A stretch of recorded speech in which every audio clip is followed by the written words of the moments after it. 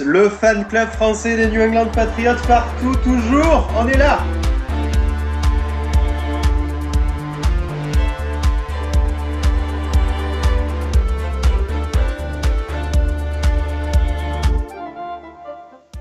Bonsoir à toutes et bonsoir à toutes, je suis ravi de vous retrouver pour cette première nouvelle émission, le 5e quart-temps. On innove au sein du fan club.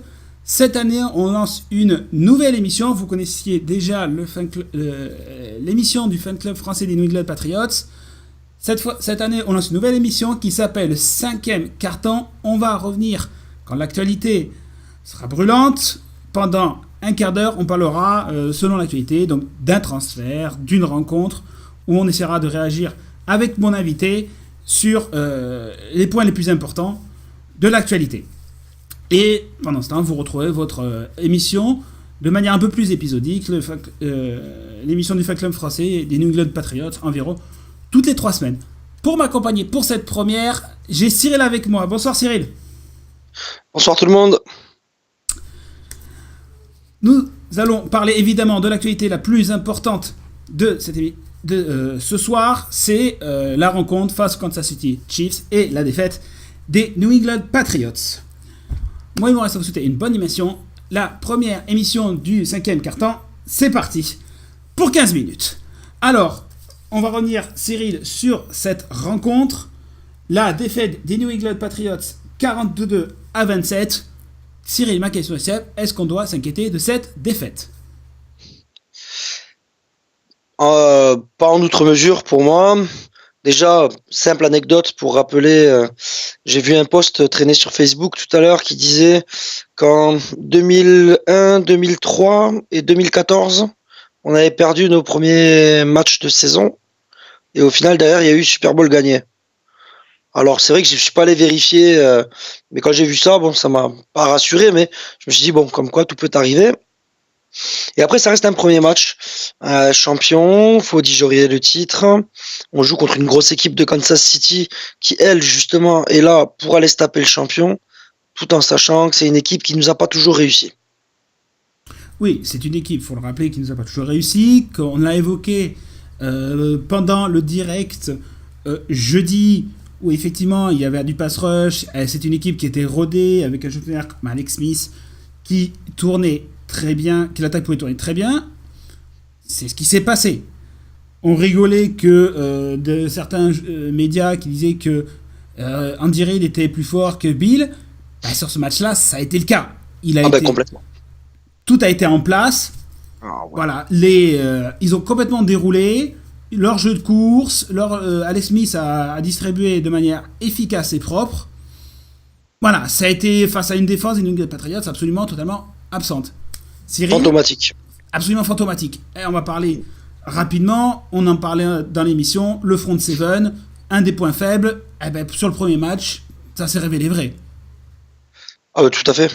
Le front seven et plus particulièrement la D-line.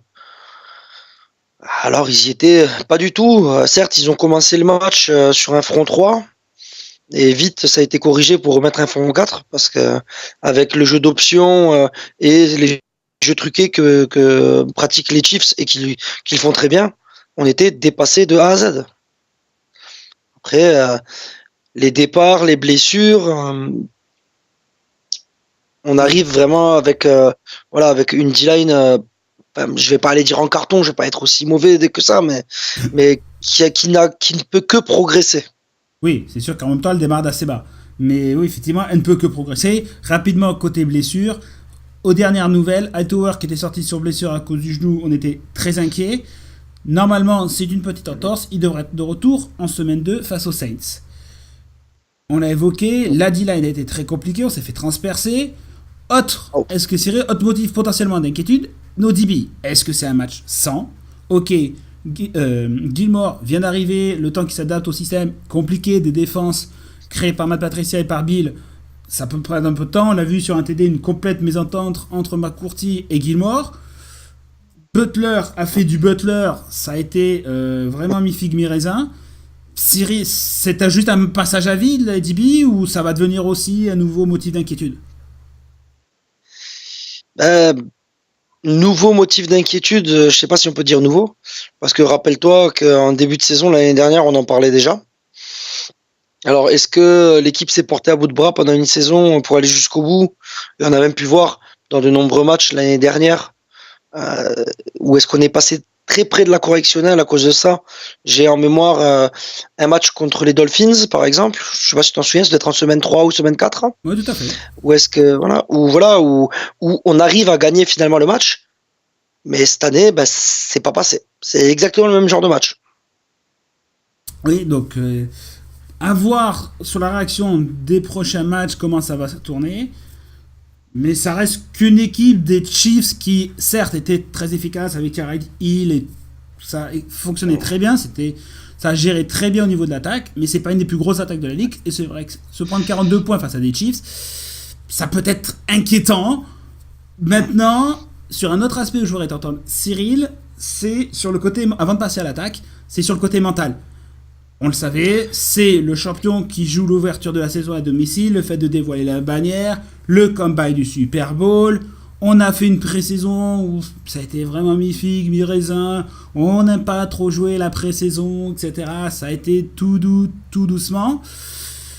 Au final, il n'y a pas grand monde qui a été à la hauteur, voire très peu de monde, que ça soit, on en parlera après, Tom ou Bill, enfin les coachings, ça a été, tout le monde était un peu l'euphorie, t'as pas été dedans, on a été suffisant, En dedans, très suffisant. Ouais, complètement. Bah, déjà, moi, c'est vrai que ça m'a surpris le fait de ne faire jouer quasiment aucun titulaire en pré-saison.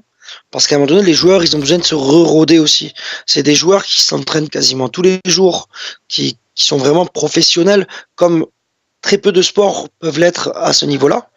Donc à un moment donné, de ne pas les faire jouer les matchs de pré-saison, pas du tout, c'est compliqué. Et je pense, pour parler d'une autre équipe rapidement, que Le'Veon Bell ce week-end, peut-être que l'avenir me dira le contraire, mais ce week-end, il ne pourra pas être à 100%. Et c'est pareil pour nos joueurs qui n'ont pas joué la pré-saison.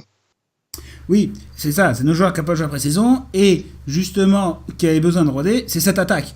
Alors d'une part, en plus, avec l'absence d'Edelman, qui, on le voit, a énormément d'impact. Et on voit bien l'intégration de Cooks, comment on va gérer voilà, tout ce jeu de passe courte qui était notre point fort, qu'on n'a pas beaucoup vu hier soir. À noter quand même, une des satisfactions, ça a été Gisley qui a quand même marqué 3 TD. Oui. Le coureur qui vient d'arriver des Bills a été performant. Il a été très très bon. La ligne offensive a été plutôt correcte. Faut quand même faut rendre à César ce qu'il y a à César aussi. Dans l'ensemble, ils ont été très bons, oui. Voilà, face à quand même une équipe qui est quand même normalement fort en pass rush. Ah ben, c'est une des meilleures défenses de la ligue. Voilà, c'est une des meilleures défenses de la ligue. De ce côté-là, c'est vraiment positif, c'est bien. Moi, il y a un sujet qu'on n'avait pas évoqué parce que normalement, faire confiance, et je pense que pour moi, il n'y a pas forcément motif d'inquiétude ou quoi que ce soit, mais on a vu chez Tom, notamment une erreur quand même d'oublier la ligne de scrimmage et faire une passe en avant. Ouais. Et on sait que le jeu long, des fois, ça va, ça vient, même si on a vu de très belles passes avec Cooks, on oublie le jeu de passe courte qui est quand même un Tom, un de ses points forts, il a oublié Gronk, enfin, est-ce que Tom, ça y est, il vieillit et on passe à autre chose ou non? Non, pour moi, pour le jeu court, j'aurais une réponse assez simple. Que l'année dernière, la blessure de Gronk, donc ça fait un petit moment qu'il n'a pas joué avec lui, sachant qu'en pré-saison, ils n'ont pas joué l'un avec l'autre. La blessure d'Edelman et le départ de Bennett fait que Tom aussi doit récupérer ses repères avec son jeu court. Oui, totalement. Mais on l'a vu sans envie, Tom. Enfin, moi, je l'ai trouvé quand même très, très en deçà en termes d'envie, en termes... Mince, premier match de saison, en tant que champion, t'as du caractère, t'es chez toi, tu dévoiles ta bannière. Ouais, souviens-toi. Ouais, mais souviens-toi le début de saison. L'année dernière. Non, mais il était suspendu, machin, tout le monde... Et même, il y a lors du dernier titre, enfin, du titre d'avant, tout le monde nous enterrait, Tom Brady est mort, les Patriots, machin. Ah, Pour moi, moi, pour le moment, c'est pas alarmant, mais Non. la semaine prochaine, si ça se réitère, faudra commencer à réfléchir. Là, on est d'accord. Oui, ah non, mais je pense, je suis tout à fait d'accord que Tom est un champion, il va réagir, il le sait très bien que, voilà, il est passé au travers, enfin, tout le monde, en tout cas, au niveau de la communication qui est faite et toutes les interviews que l'on entend, que l'on peut lire, on a passé au travers, on n'a pas joué au football, c'était pas du football. Normalement, en tant que champion, là, il y a un moment donné, il faut réagir. À certains niveaux, des choix de coaching, Ah oui, ça oui. le comportement sur le terrain en termes d'envie de combat, il y a un moment donné, je pense que c'est peut-être, alors on va essayer de nuancer tout ça maintenant, un mal pour un bien, parce que voilà, on a pris Exactement. le coup de pied aux fesses, on est retombé enfin sur terre, ça y est, la saison, le titre, c'est fait, le Super Bowl, Étiré, c'est fini, voilà, c'est ça. tout ça. Exactement. Maintenant, nouvelle saison, on recommence, et il va falloir mettre en avant. Il voulait un motif pour aller chercher un titre que juste aller chercher un titre, ben voilà. T'as fait un premier match plutôt ridicule, ben maintenant, si t'es le champion, eh ben tu te fais respecter toute la saison et tu le montres. Voilà, et puis, voilà, tu te fais sortir à domicile, voilà. Voilà, exactement. Tout à fait d'accord avec toi dans ton analyse. Et je rajouterais, parce que tu parlais de l'envie et surtout de la combativité, je pense que dans le match, tu te fais très vite calmer, en fait, sur la 4e tentative que tu vas jouer, alors qu'au final, tu peux prendre 3 points et qu'en tant que champion, Oui. Mais oui, pour bien moi, sûr, bien sûr. tu prends les points, tu mènes 7-0, voilà, et tu vas en te disant, on va le passer et on va les enfoncer. Et derrière, bah, tu te fais stopper et bon, on connaît la suite, quoi.